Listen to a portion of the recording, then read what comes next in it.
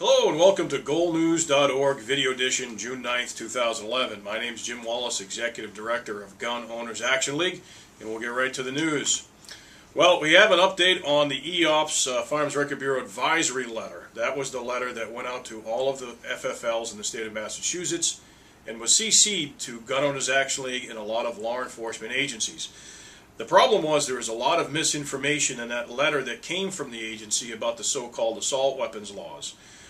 More recently, law enforcement officers across the state have been contacting Gun Owners Action League with concerns about the language in the letter that stated that law enforcement could not own post-ban so-called assault weapons or large capacity feeding devices unless it was for on-the-job use only.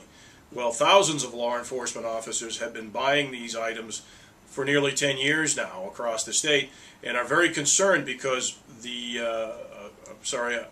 law comes with a 10-year jail sentence for violation of that specific law. So law enforcement, rightfully so, is very concerned. And we urge anybody who has an issue with this to please give us a call here at the Goal headquarters, and we will continue to work with legislators on this letter and find out what's truly behind it. The FA-10 form, again, from the Executive Office of Public Safety, we have a huge issue with this. Just recently, Gun Owners Action League, and again, many FFLs across the state, received a letter saying that the FA-10 form was going to go electronic as of June 1st. What we expected was simply an electronic version of the current FA-10 form, which is used for reporting all transfers in the state of Massachusetts. To our surprise, that's not what we found when we logged into the website. The first problem was when we tried to log into the website, we were warned by our web browser that it was an unsecure and unsafe site. Well, that's very concerning since we're giving personal information and information relating to firearms onto that site. So that was some of the first problems. But additionally, on the front page, they gave a little bit, again, of misinformation because they state that it is unlawful to conduct a personal sale or transfer of a weapon to anybody other than an individual lawfully licensed in the Commonwealth. That's not exactly true. You can conduct transfers with FFLs outside the state of Massachusetts under certain circumstances. So again, the enforcement agency is giving out bad information, and we continue to look into this. Going further into this new FA-10 system, it's not simply just an electronic form of the FA-10. There's actually a whole system now set up when you log into this, and there are 6 or 7 different categories that you can click onto. But once again, some misinformation. Personal transfers, you can click on registration. One myth in Massachusetts, there is no such thing as registration in Massachusetts. There is only sales and transfer reporting requirements. There is actually no law in the state of Massachusetts that requires so-called registration. And there's also no law in Massachusetts that allows any agency to maintain a database on the firearms that we own. They have always done so, but they have done so outside of the law.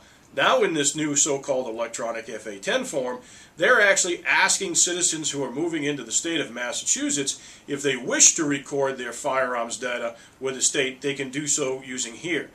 There is no requirement in Massachusetts law for people moving into the state to so-called register their guns, period. The agency has absolutely no authority even asking for and certainly not collecting this data. So we're going to be, again, working with legislature to fix this. One of the other things we totally don't know what is behind it is this new so-called firearms license validation certificate.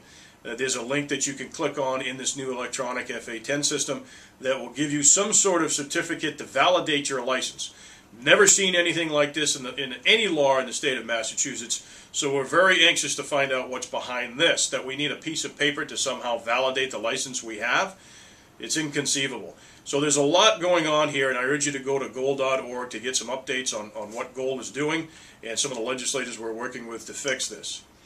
Aside from that, there is a public safety hearing scheduled for June 21st, 2011. I believe it's a Tuesday. There will be a lot of anti-Second Amendment bills in this hearing, as well as pepper spray bills will be heard in this hearing. So we'll get more information up on the website as we get it here at the Goal office, and I urge anybody to attend who can.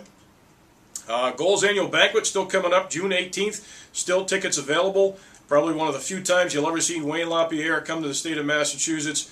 We urge everybody to buy tickets. You can go to goalevents.org and still get tickets for that event. And also, if you're looking for any firearms training, we have a ton of courses this year, still scheduled, still a lot available. Go to thegoalfoundation.org and you can get a complete course schedule as well as course descriptions. And as always, you can go to the Goal Store if you want to help us out and buy some of our products at goalstore.org.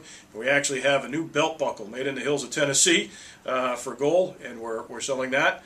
And that does it for goalnews.org Video Edition, June 9th, 2011. Thanks for watching.